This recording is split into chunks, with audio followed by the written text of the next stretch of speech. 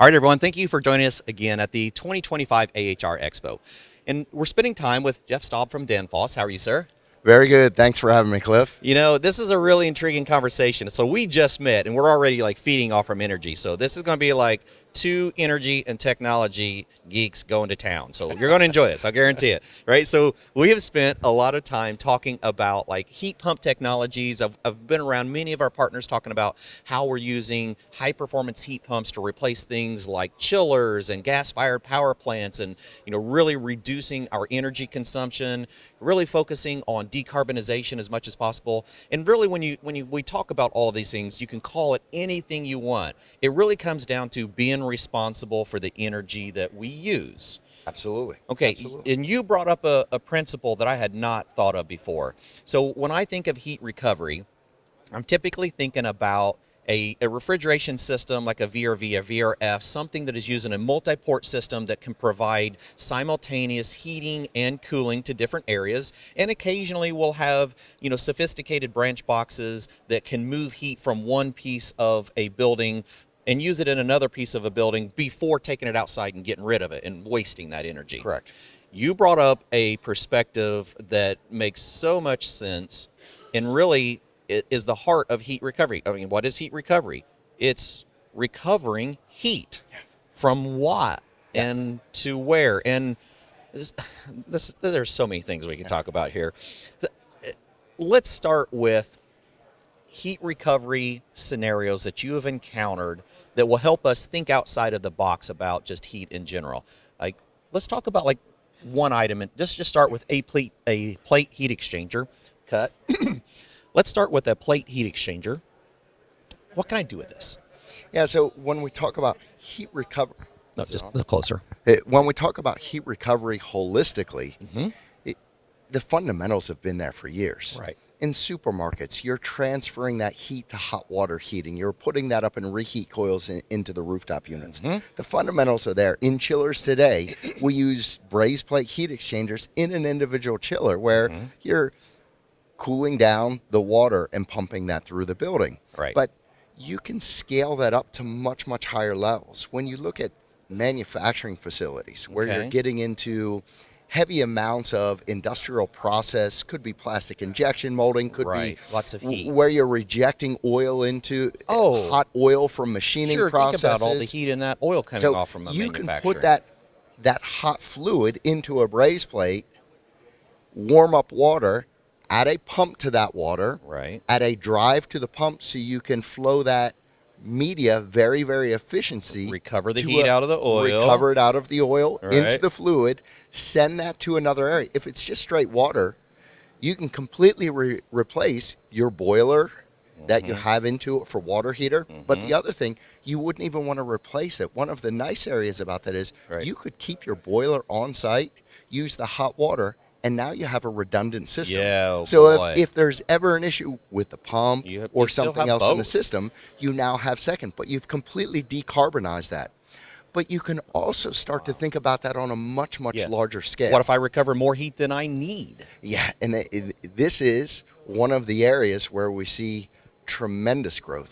If we think about large facilities that have so much heat, and the only amount for where they can recover that in their facility is, let's say, hot water for people domestic washing their hands, it's not or go through a significant amount. You have so much extra additional heat. Think about a data center. Oh. Think about the energy going into which is it, escalating. the heat.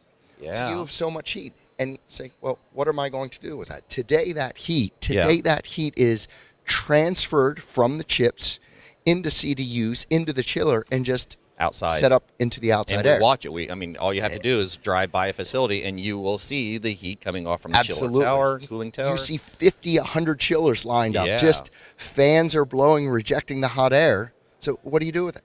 It's the exact same as what you're doing inside of a building, but now you use a larger heat exchanger. You use an industrial heat exchanger. Right. So once we get that into, let's say, a chiller, whether that's an air-cooled chiller or a water-cooled to a loop, you can then say, how can we integrate that? I think the challenge that we've seen today with data centers, you get these big boxes. Right. And nobody wants these big box data centers consuming where a they bunch live. Of energy. Let's put it out in the middle of nowhere. Exactly. Put it in the middle of nowhere. Own power supply exactly. and go. But now think about integration. Right. Now, if that data center partnered with a vertical farm, a greenhouse vertical Someone farm who needs that some needed heat. year-round heat in the winter, where we need heat for this vertical farm, you push that heat through a water source, pump that water source at a large scale into the vertical farm, and now you're supplying heat to another area. We actually do this It's mind-boggling today. to think about. We do it today very much in universities. Yeah, So a lot of sure. universities have central cogeneration systems, radiant groundwater, heating. geothermal, So yeah. they'll take that heat coming back and put that into a power generation system. So it's a very common notion throughout Europe to fully in district energy systems. We typically their own grid of energy, where both residential. We don't do that so much today. No, we don't. But if you think about what can be done with companies, if you look at industrial parks, you could really recruit in an industrial park to say, hey, I want to bring in manufacturers that have huge amounts of heat. Yeah. But I want to bring in well other as manufacturers who that need a whole lot of heat in their process. Oh, my goodness. And we can recruit that together. I think some of the challenges that you really face with that is you're talking about large heat exchangers, large pump packages and drives. And yes, you can make that heat transfer very, very efficient. But then you have to say, who pays? Yeah. Who pays? And the capital expense. So you really have to look at how do we integrate and have some sort of utility arrangement between two companies. That, of course, who's going to pay for that? There's, of course, a justification for that in both companies' energy efficiency, which, of 100%. Course, is cost, and whether that's reducing one's natural gas footprint in boiling off water to the other one's, how are we rejecting this? So you have the potential for integration. Yeah. So, and we've done this at smaller scales for many, many years. So you can do it many geothermal applications in residential homes. They fully integrate that indoor unit with a hot water heater storage tank. So that's a prime example on a domestic area. Right. That just needs to be scaled up. So something when we talk this braze plate, this is a very large braze plate. You'll never see one of these in a residential house. No. But this is a much larger scale. Yeah. So you have pumps to move the fluids around. Sure.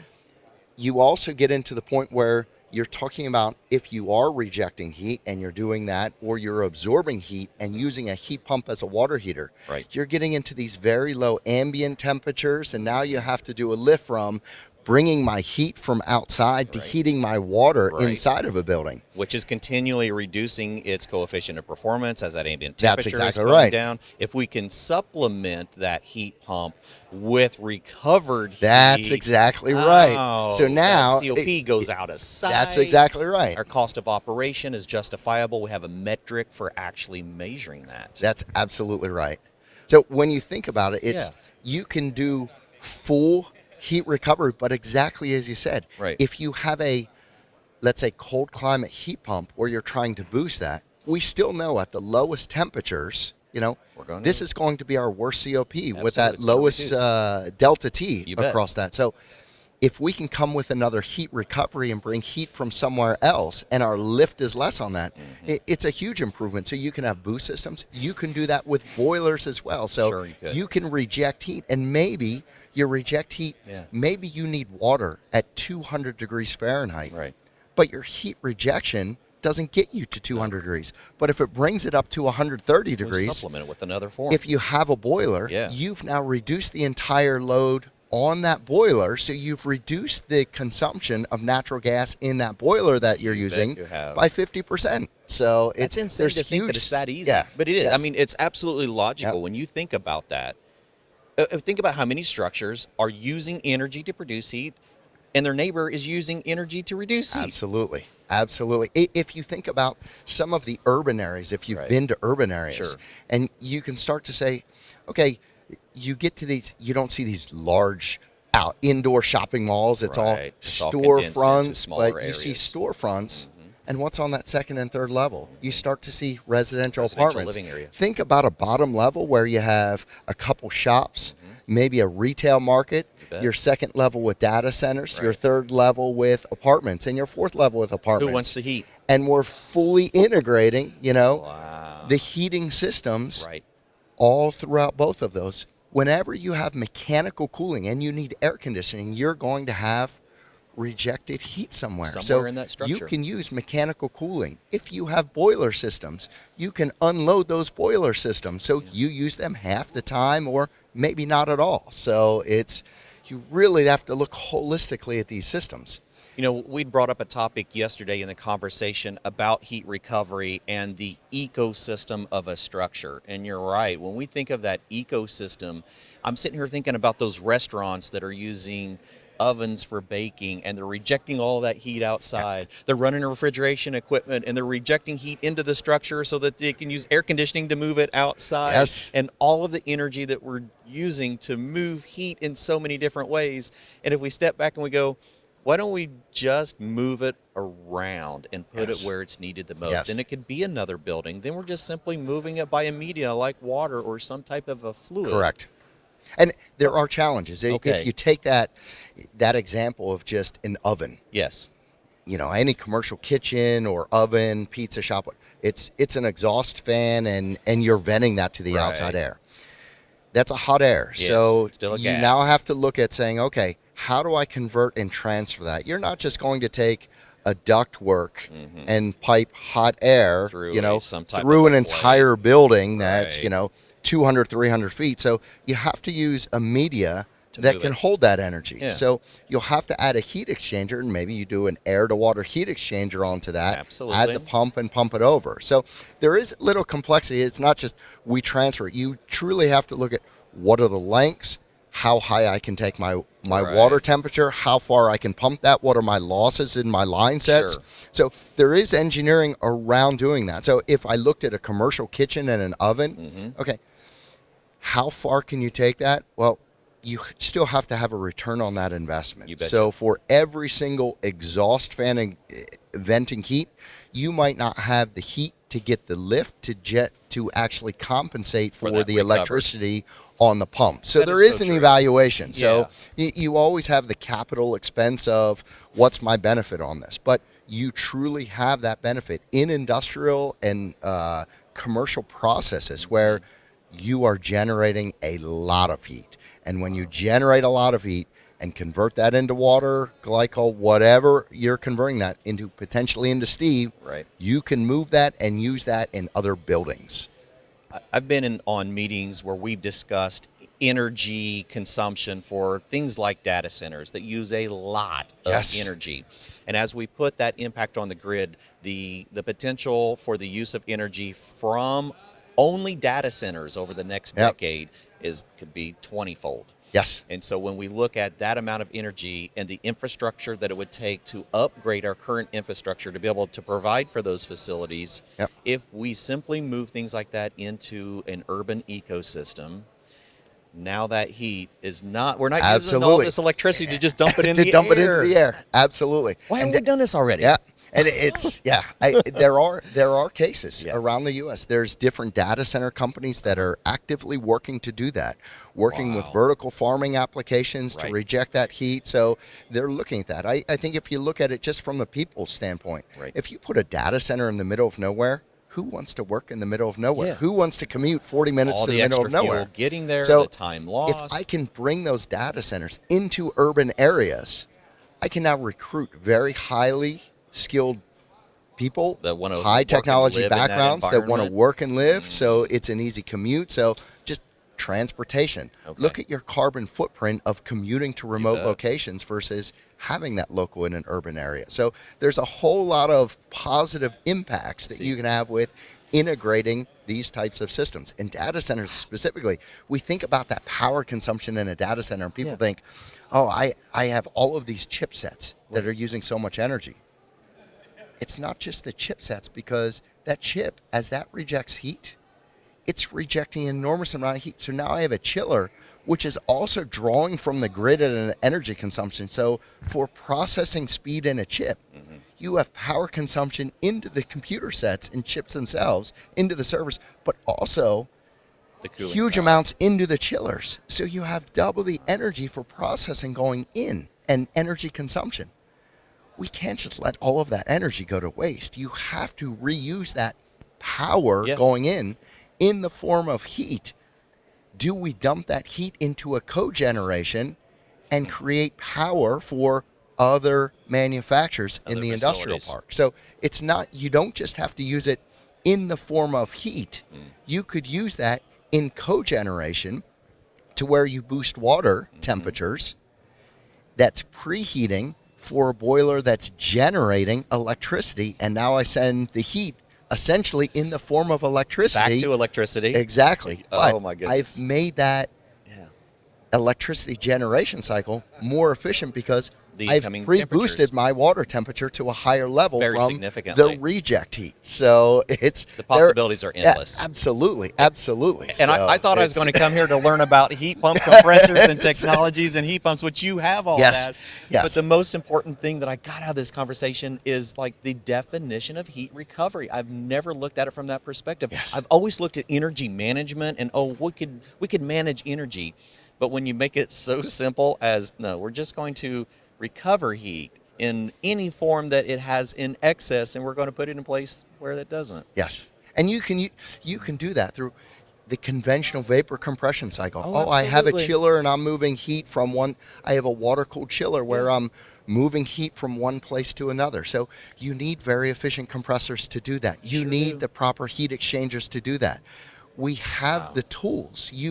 We've been applying variable speed drives to compressors and pumps for decades. I mean, decades and more than I've been in this industry. So the tools are there.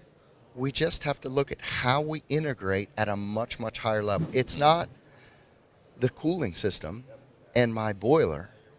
It's what's my energy and heat balance within a factory, and how do I do that energy and heat balance between my neighbor's factory and the local community? So how do you get that? And there's challenges, there's engineering work, there's complexity, there's ROI calculations that need to be done. Everybody who's going to invest in equipment needs a payback on that. Right, that is true. The majority of the evaluations that we see are coming back with a positive balance where, yes, you should make this investment. So not only is it a positive financial investment, it's a beneficial impact to our environment, and it's accomplishing all of the goals that we're trying to do with technology that we could actually do with just a little ingenuity. Yeah, and it's a huge benefit. And as we look, and you can talk whatever's happening in D.C. with the federal government, we know that many different companies look at the environment differently. They do. We know that there's a promotion and a movement towards decarbonization. Bet there is. For having a greener society. And when we look at decarbonization and what is my footprint, what is my overall footprint, and if I can reduce the load on my gas boilers, I've been able to decarbonize that. If I can be operating many types of heat pumps, cold climate heat pumps, whereas when I'm burning natural gas, you can walk around the show. We've been around the show. There are condensing boilers out there with a 99% efficiency. Fantastic. But we're still burning fossil fuel. Below 1. COP1 is 1. That's so 100%. You're at we're not 99%. So when you're looking at a heat pump and looking at a COP of 4, that's 4 times the efficiency level. Exactly. So immediately a fourfold payback. Exactly. So the efficiency level's there for heat pumps for boosting. And maybe you don't remove the boiler because you need much, much higher, but you reduce the entire impact of the fossil fuel impact of burning that gas by 50%. So the decarbonization footprint, integration of decarbonization, it's fantastic. So I think our future is very, very exciting.